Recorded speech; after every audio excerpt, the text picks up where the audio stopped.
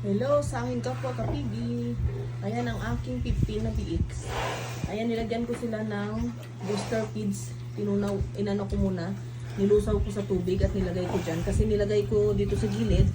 Hindi man pinapansin ng ating BX. So, doon ko nilagay sa may didi ng nanay. At napansin ko na inaano nila yung didi para ang feeds para maging familiar sila habang lumalaki sila na kumakain na sila ng feeds. Kasi sayang yung nilalagay ko dito sa gilid, hindi man nila pinapansin. So nag-decide ako na tunawin sa tubig na maging malapot siya at idinikit ko doon sa kanyang nanay.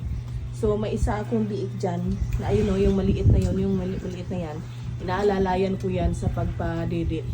Kasi nga 14 lang naman yung didi ng ating inahin. Tapos ang kanyang anak is 15.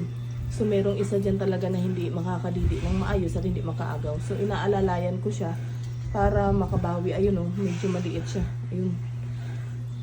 Ayan guys.